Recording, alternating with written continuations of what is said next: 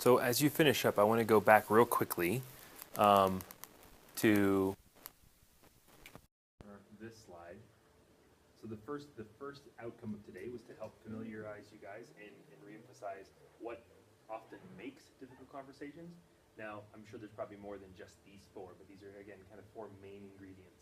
So in terms of meeting this first outcome, we're really going to have some conversation now about like what these things mean. So what were some of the thoughts that came to mind as you guys read through these descriptions? And we don't have to necessarily go in order, but these four things up here, what were some things that jumped out at you? Maybe you have some experience with it. Maybe it made you think of a situation.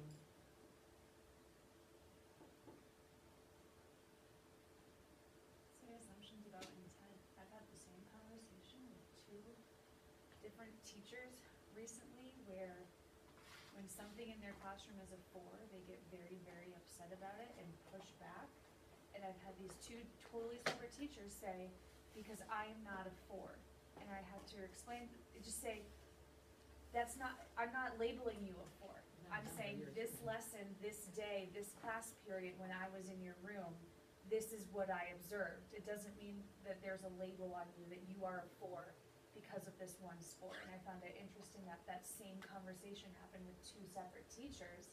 And I'm going, where is this coming from for these two teachers to think that a 4 means I just labeled them that? You know, what's happened by me or in the past that makes them think at this point in the year that's what that means. And then they're probably sitting with all those feelings that surround that, right?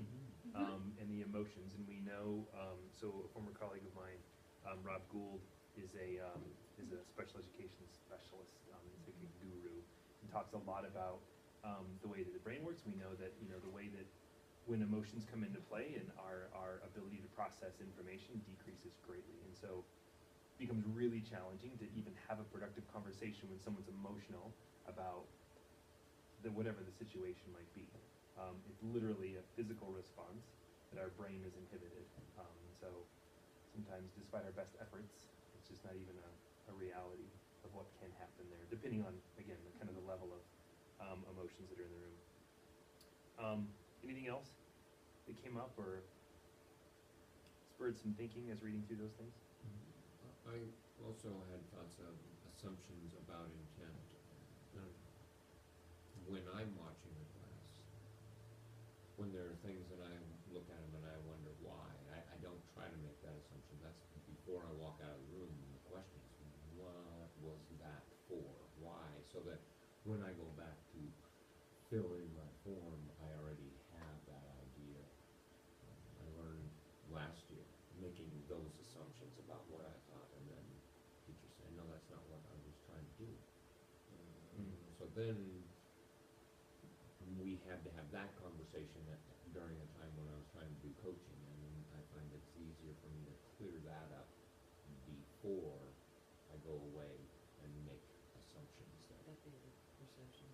Well, Yeah, I mean, it kind of blends. they all blend together. They do, It's yeah. so connected. And how do you feel like you do that before you enter that other conversation? So when you have some assumptions, like what is it that you do? Well, I mean, if I watched Ryan do something in class, and I think, I'm just not sure why we did that today. How did that fit in with the CLO? How did that get to this rigorous task that we were looking at?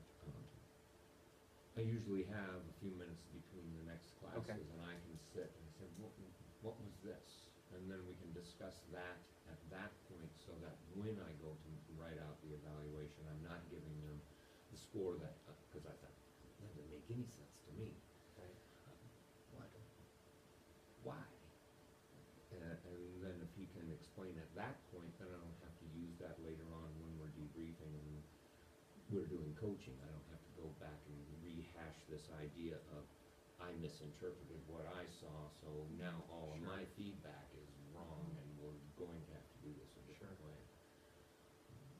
It saves me a lot of time that way, and it also creates those feedback discussions that being much less difficult, because I've already cleared up things and I'm not going in making scores on things that were lower than I thought they, or they Mhm. should have been once I saw the whole picture. So you're even taking a second to make sure that you're going into that conversation or into the scoring with facts as opposed to assumptions.